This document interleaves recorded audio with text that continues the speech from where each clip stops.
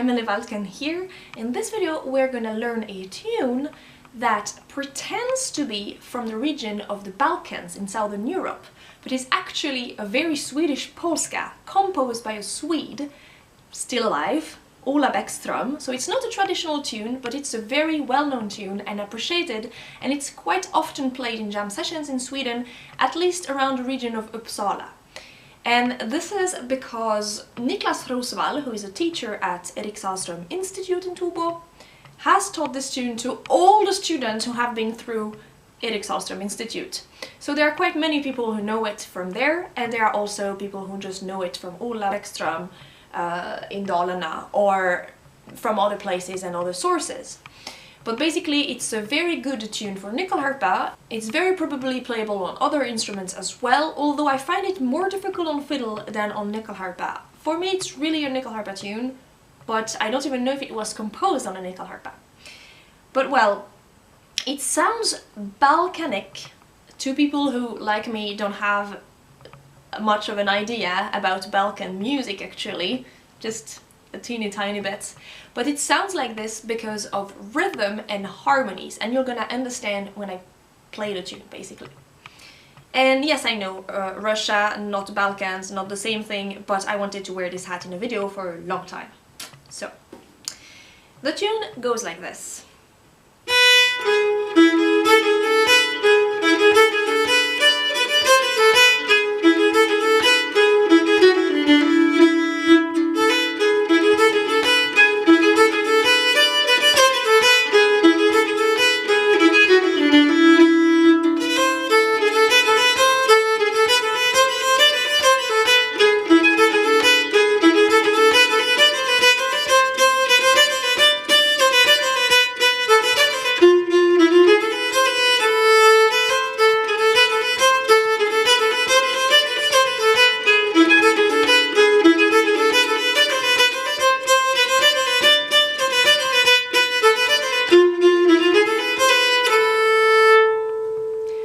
So the balkanic feeling is achieved by the use of the G sharp, which is not a very usual tone in Swedish music, and especially at the end of the B part you have G sharp, which comes just after an F.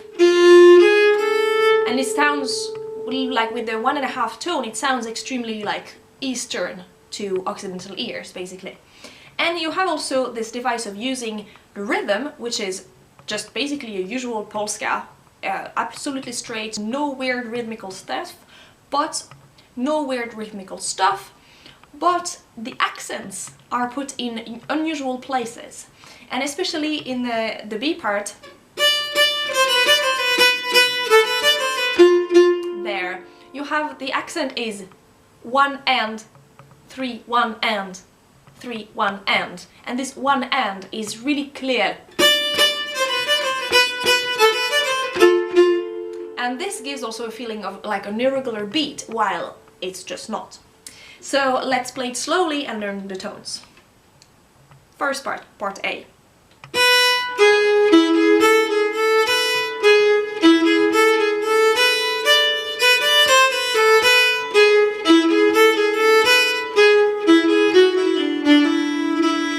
So here we have an F sharp and not an F. It's gonna be an F later. Slower.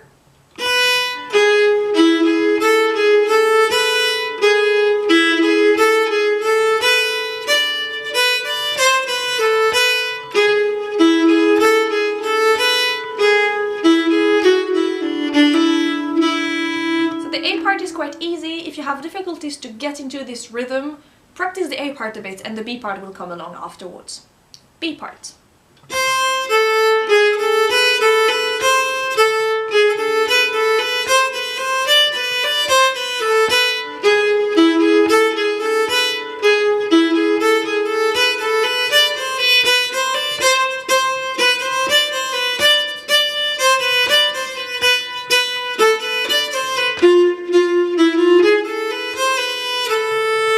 Slower.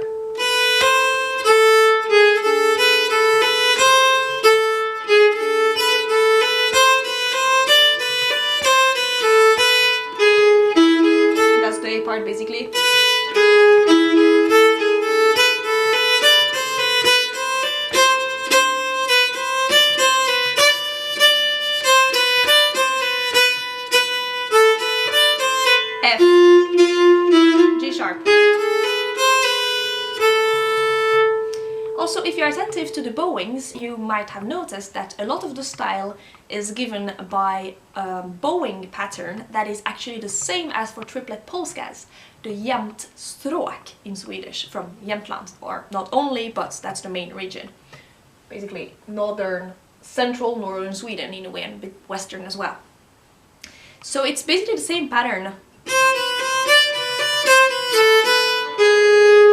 So if you haven't watched the video on triplet polskas, you should, so you get the bowing fully right and you practice it.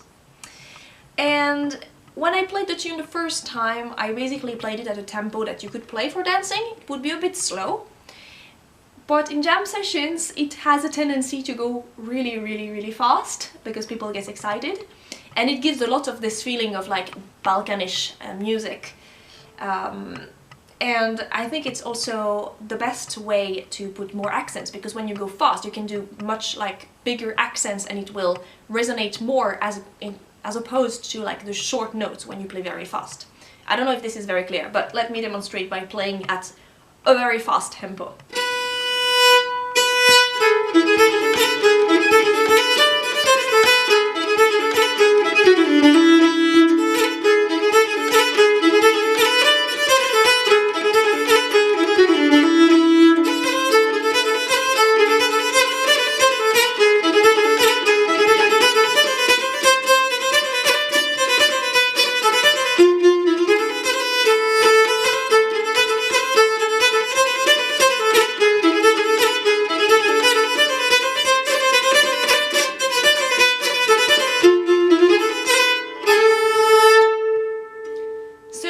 To you if you want to choose more on the slow side, or if you're confident and you think that, oh, these bowings, these fingerings are fine, I can like play at high tempo, all in between is good. Ornaments, feel free to experiment your own.